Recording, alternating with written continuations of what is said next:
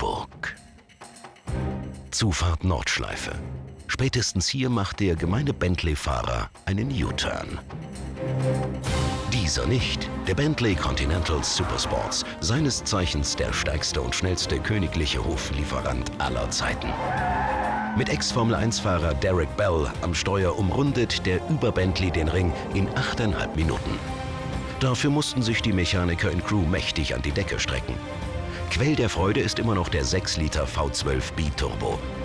Im Supersports leistet er 630 PS und beschleunigt den Briten in unter 4 Sekunden auf Tempo 100.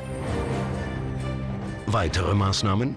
Eine 50 mm breitere Spur im Heck und mächtige Keramikbremsen im 420 mm Triple X-Format. Über 100 Kilo musste sich der Supersports für seinen Namen abtrainieren. Ob sich das Abkochen gelohnt hat?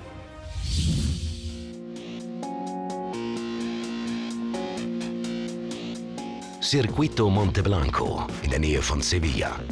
Hier soll der Supersports beweisen, ob sein Name auch Programm ist. Programm ist weiterhin der Allrad. Seine Kraft verteilt der Engländer im Verhältnis 40:60 auf Vorder- und Hinterachse.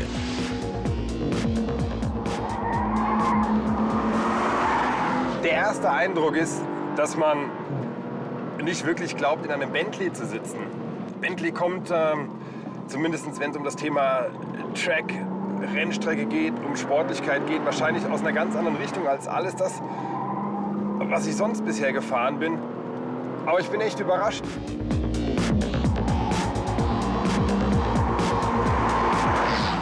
Die haben 630 PS unter der Haube, 800 Newtonmeter. Also ich denke Potenzial für, laut Bentley, 329 Spitze. Beim Fahren ist das, ich glaube, so Bentley-typisch. Das ist so ein bisschen Understatement. Es geht eigentlich immer gut nach vorne. Jetzt beschleunigen wir mal voll den Hahn auf. Es ist, du hast nicht irgendwo so im Drehzahlbereich, wo du auf einmal irrsinnig in den Sitz gedrückt wirst, sondern es ist einfach kühl, Understatement und very British. Das hat seinen Grund. Schon ab 2000 Umdrehungen steht das maximale Drehmoment von 800 Newtonmeter zur Verfügung. Der Fahrer kriegt davon nicht viel mit, der neutrale Beobachter umso mehr. So vehement geht es vorwärts. Langsam sind die Reifen auf Temperatur. Und Patrick auch. Wir haben 6-Gang ZF Quickshift hier verbaut. Vom Schalten her ist es schön, weil es einfach eine coole Stimme gibt, wenn er dann hochschaltet. Es wird kurz vermeintlich die Zündung weggenommen, es proppelt kurz.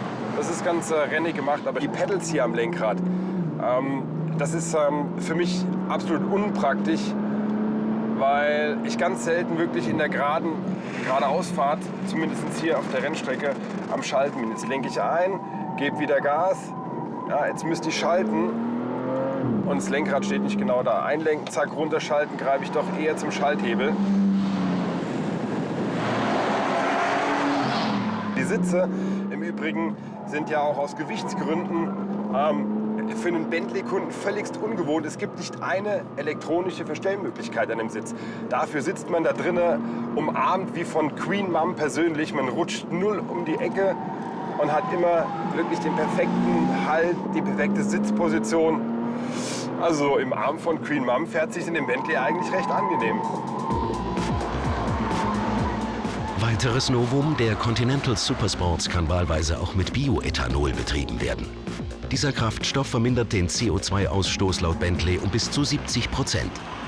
2,2 Tonnen. In der Bremsphase merke ich das relativ stark, einfach wie die Masse von hinten drückt. Beim Einlenken erstaunlicherweise ist eine sehr direkte Lenkung. Ich habe, wenn ich zu schnell in die Kurve fahre, einen Tick untersteuern, aber das ist wirklich schon provozierend. Ansonsten bin ich wirklich überrascht, wie gut das Auto reagiert. In dem Moment, wenn ich in die Bremse reingehe, sofort das ABS am Regeln ist. Da glaube ich, könnte man bei Bentley eine schönere Taktung, eine schönere Abstimmung für das ABS finden, dass das Auto wirklich nicht gleich schon im Regelbereich am Arbeiten ist. Selbiges gilt auch fürs ESP, welches wenig Spielraum zulässt.